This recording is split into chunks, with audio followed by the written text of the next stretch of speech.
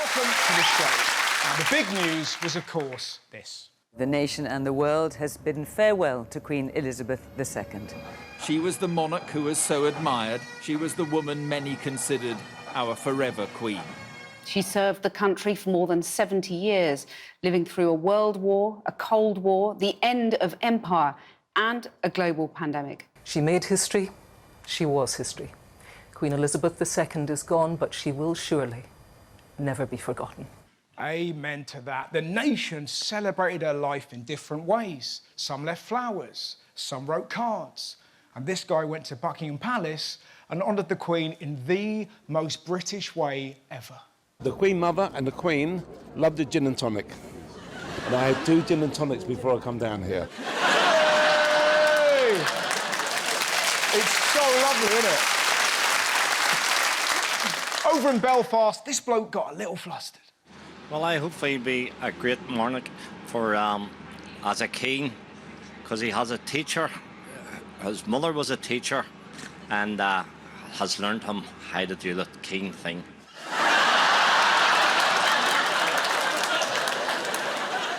The rest of the country commemorated her by doing what we do best, forming a massive queue. The queue outside is now several miles long. The average wait is now around 8 hours. About 12 hours. 14. 20 hours. 22 hours. 24-hour wait. Ruth is proudly number what in the queue?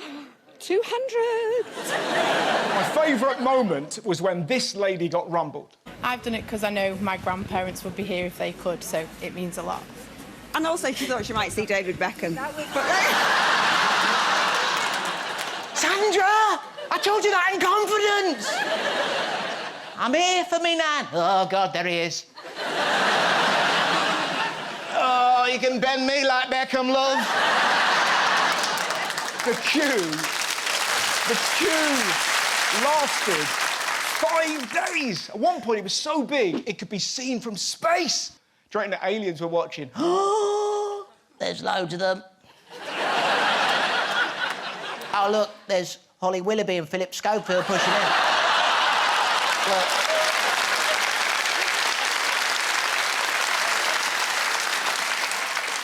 Fucking hell, what's that lady doing to Beckham?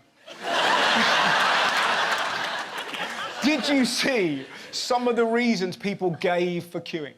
It's history, said one 14-year-old.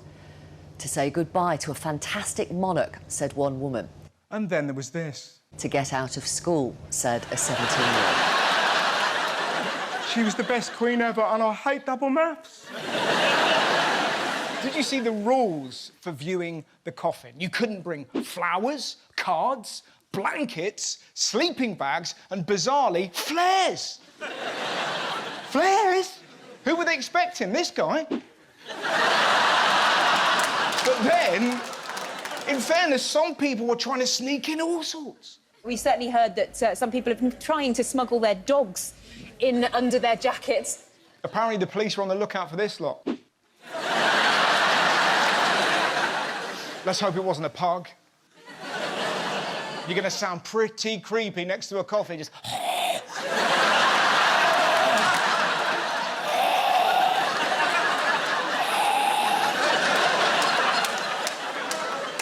It's mad, isn't it? Imagine security dealing with that situation. Oi! Put the dog down! No, I meant on the floor, not kill it. What is it with dog owners? Some of them have gone mad. Corgi owners say their dogs know that the Queen has died. Do they? Do they know, do they? Do you fancy a walk? No. The Queen's dead. How can you think about a walk at a time like this? Now pick that up, you anti-royalist piece of shit.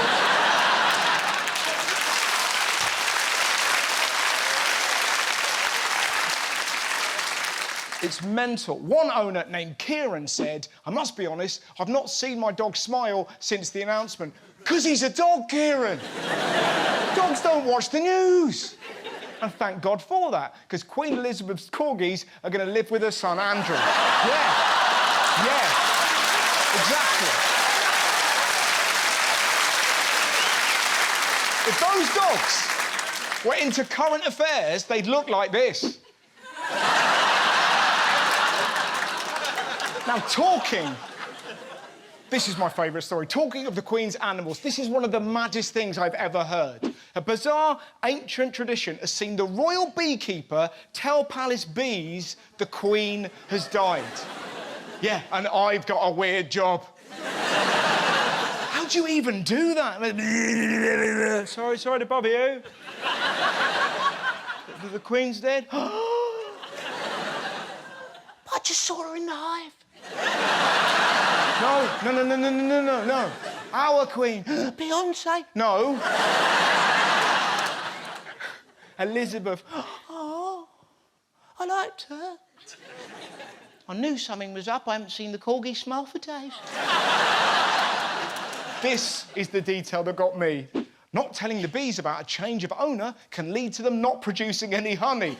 Now, I'm no expert, but I'm not sure bees are that petty. Should we give them some honey? Fuck them! All they had to do was email Maureen. Let them have jam on the toast. Apparently, they told the earwigs first. The earwigs! Have I got twat written on my chest, Maureen?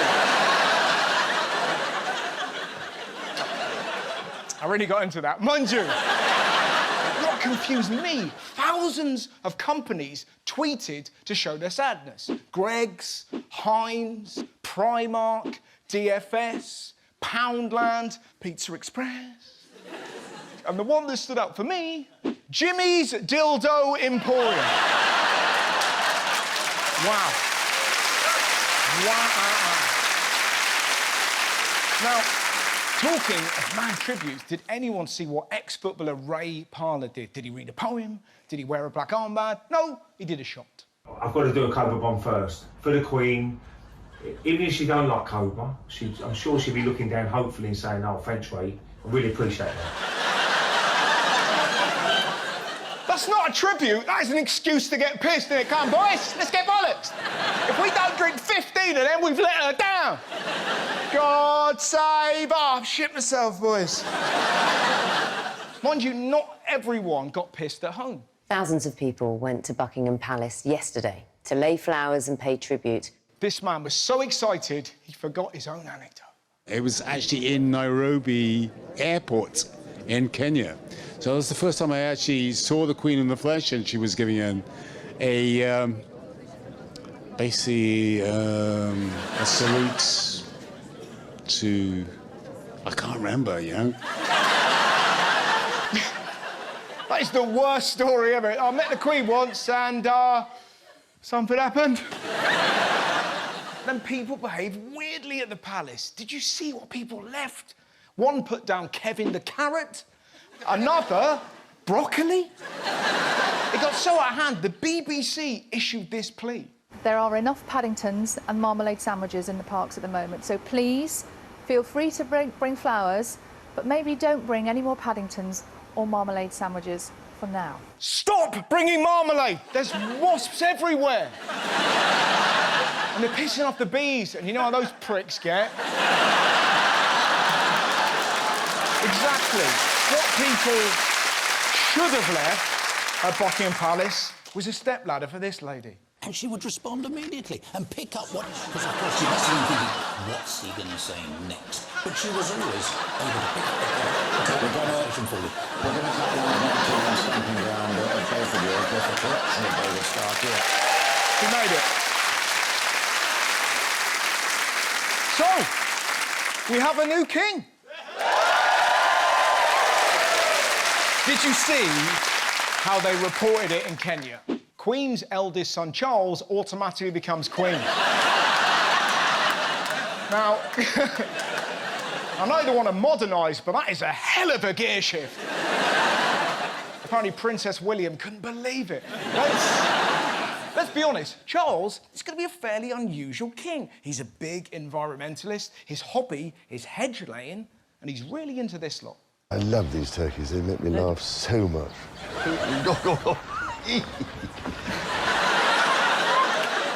He might even change the royal handshake. All right, Cheza.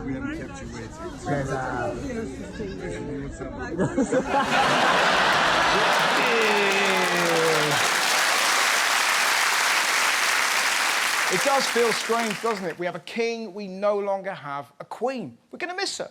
She was classy, hard-working, and let's be honest, really funny. Who could forget the look she gave Alan Titchmarsh at the Jubilee? There's been one constant heartbeat of this nation, and that heart belongs to Her Majesty the Queen.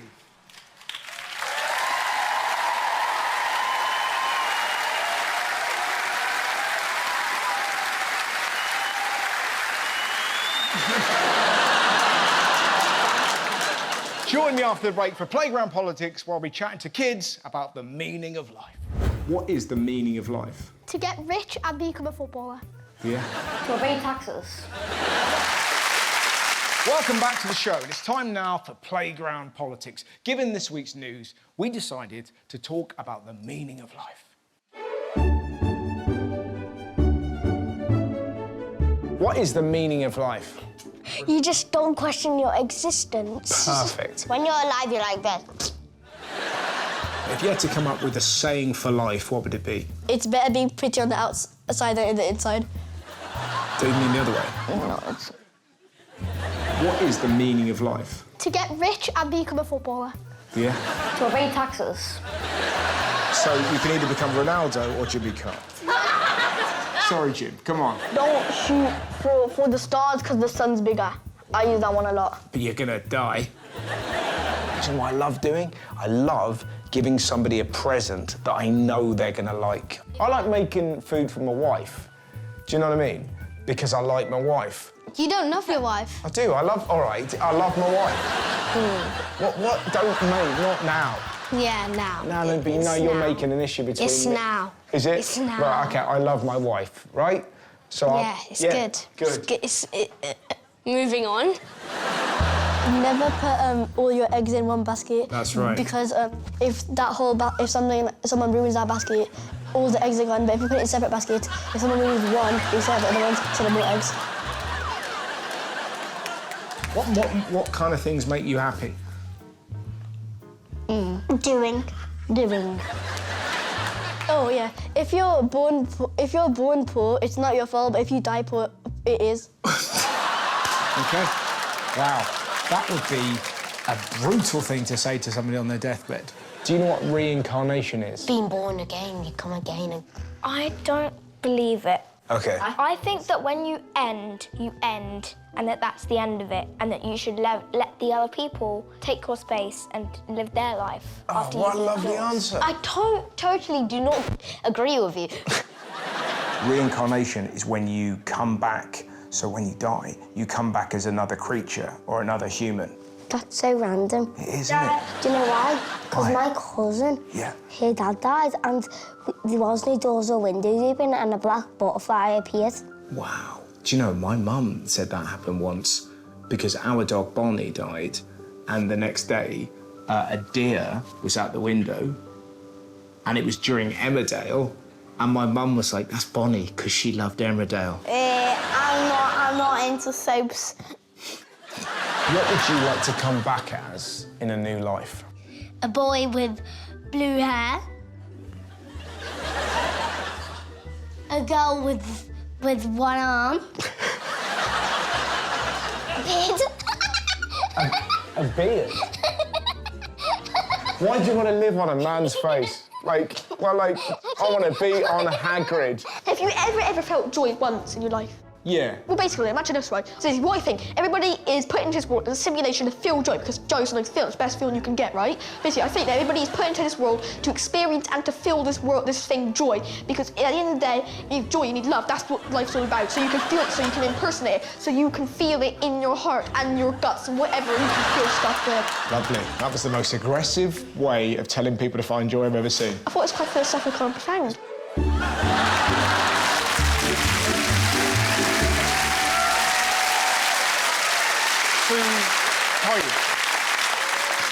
I thought it was quite profound. Now, elsewhere in the news, I managed to find something truly insane. Have you heard about Dolly Parton's latest business venture? Dolly Parton has officially launched her fashion line for dogs. Doggy Parton features Dolly wigs for your dog, pink cowgirl hats for $9.99, red gingham western shirts, blue denim jackets. And I'm totally obsessed. It's mental, isn't it? The planet's dying and we're making Labrador wigs. And before you go, bloody America, it's us too. In the UK, we spend £10 billion a year on dogs and £8 billion a year on cats. And we spend it on insane shit. Perfume for dogs, nail polish for cats, and a high chair so they can sit at the table like a person. Listen, now, I've got no problem with dogs wearing a costume, but some people go too far. This is Romeo, and he's wearing a £5,000 jacket. He looks like a glittery burrito.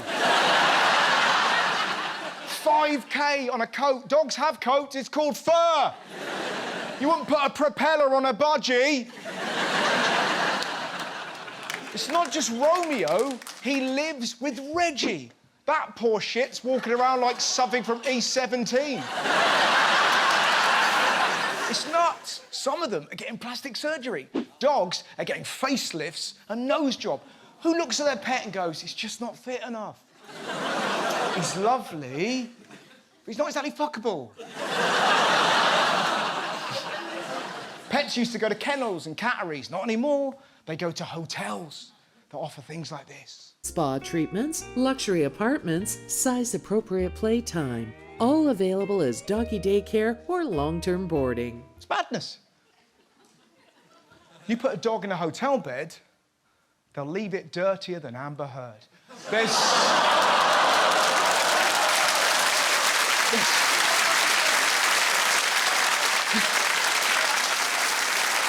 more, right?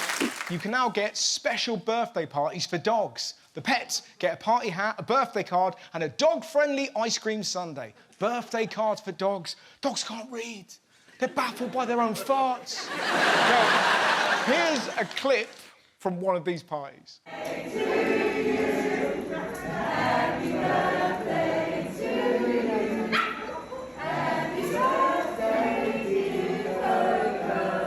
Your owner's cuckoo. No. We've actually got a machine, you won't believe this, we've got a machine that translates what Coco was thinking.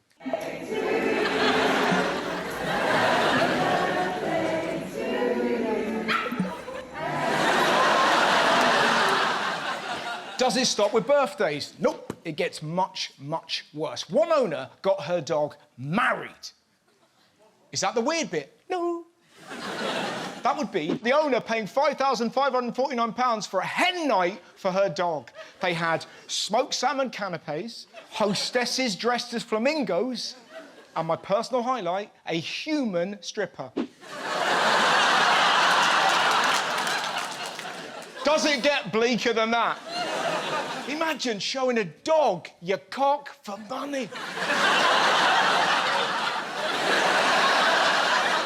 They should film that as an incentive for kids to take exams seriously. Just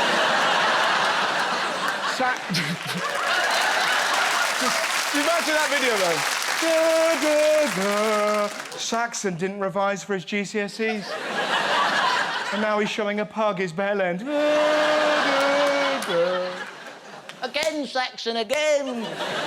It's crazy. It wasn't just stripping. The lucky lady had a magician. That's right. He was doing magic tricks for dogs. Look at this photo. I don't know who looks more confused. Is this the card you chose? I don't know, mate, I'm a dog. Oi, Saxon, who told you to stop dancing? Keep it shaking. I'm gonna fuck him later. Now, sorry. I am. I'm gonna do him human style. You're probably thinking, Magician strippers, it can't get stranger. Oh, it can. Some people treat their pets like kids, so much so that a passenger claims a woman breastfed her cat on board a flight. I know, right? That must have been the weirdest couple of hours for that cat. Can you imagine that? Imagine, put yourself, like, just on a plane, looking out the window. There's birds out there. What?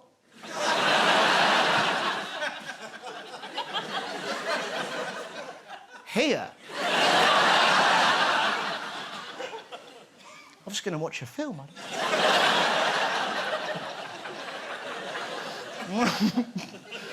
So be it. I've got claws. I'm going to hurt. They're going to take photos, Doreen. They're going to take photos. Bit much at the end, but I feel sorry for these pets. Like, have you heard about the latest TikTok trend? It's called chonkers, where people overfeed their pets and make videos like this.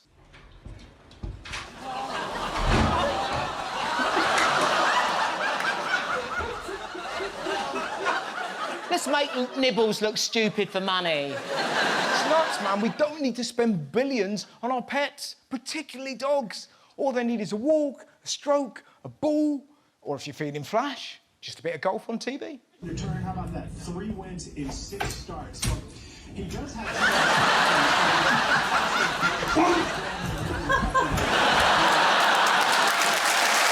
See you after the break, when we'll have some stand-up from the brilliant Fern Brady! He's only going to marry me if I'm terminally ill. I said, what do you think we'd have to eat on our wedding day? And he just went, whatever they're putting in your feeding tube that afternoon at the hospital. Welcome to the final part of the show. It's time for my stand-up guest, and this lady is one of the fastest rising comics in the country. Please welcome the brilliant Fern Brady!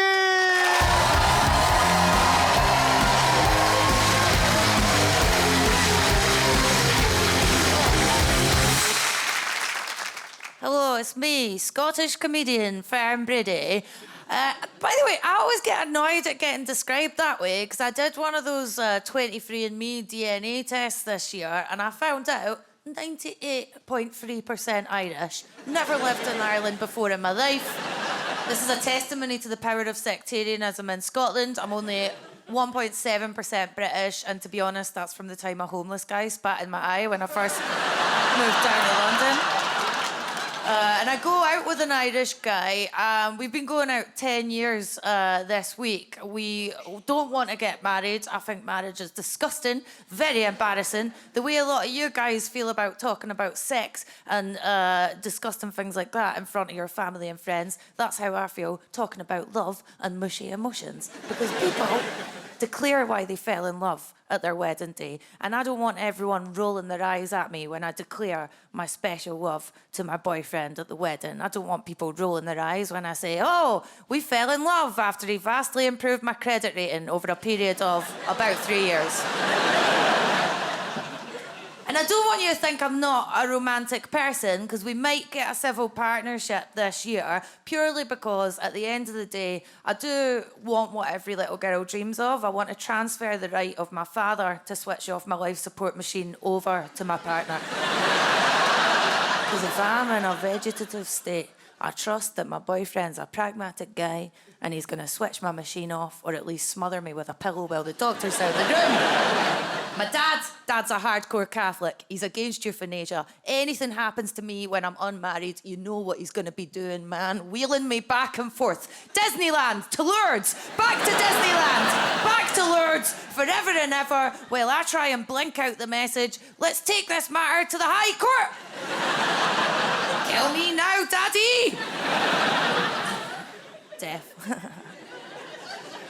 Changes your perspective on marriage, the prospect of death and decline, because I'm against marriage until I get ill in any way whatsoever. I was feeling sick at the end of last year. The doctor sent me for an MRI scan of my brain. He phoned me that night, that's never good, and he said, oh, Miss Brady, there's a growth on your brain. You need to come in for tests tomorrow. Didn't even hear the rest of what the guy was saying. I just started howling, crying. I was like, I'm gonna die, and I've wasted literally years of my life screenshotting people I hate on Instagram to WhatsApp to my friends. Stay of this prick, send. That's all my deathbed memories. That's going to be a lot of our deathbed memories. We'll be lying on our deathbeds, remembering us lying in another bed, holding our phone over our face. What grown woman wishes herself a happy birthday? No, I dropped the phone on my face and accidentally liked her post and I don't even follow her. That's my Instagram signature move. So I got diagnosed with this terrible illness. I immediately walked through to the living room, howling, crying, proposed to my boyfriend. Let's have the most heteronormative wedding ever. Went to the doctor the next day. Oh, Miss Brady, we've made a mistake. We think you have a small, harmless cyst. We're doing more tests. See you later. Thanks, you shit-stirring bitch. Went back home to my boyfriend. I said, listen, they don't think I'm dying, but we got engaged last night, right? We got engaged last night, huh? He just didn't even look up from stirring the dinner. He went, pending diagnosis. He's only going to marry me if I'm terminally ill. Not even the first time this has come up, right? Because I was asking him one day, our friends were getting married and they had one of those big cakes made entirely out of cheese, and I thought, that looks good. And I said, what do you think we'd have to eat on our wedding day? And he just went, whatever they're putting in your feeding tube that afternoon at the hospital.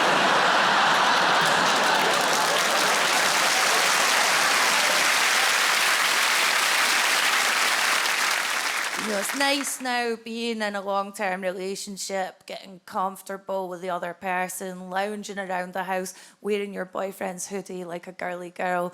But the other day, I'd been wearing his hoodie for a solid week and it was getting kind of stinky. So I went to give him it back. He was doing the laundry. I said, there's your hoodie. He said, that's not my hoodie. And that was the moment I thought, right enough, you're quite a small man. I'm actually wearing the very large hoodie of my elderly Albanian builder and had been doing so for a full week in front of the builder. Like a psychopath. Offering him cups of tea, wearing his clothes, asking him how the progress in the ensuite was coming along, dressed as him. You guys have been a lovely audience. As always, I've been Fern Brady. Thanks very much. Good night. Ladies and gentlemen,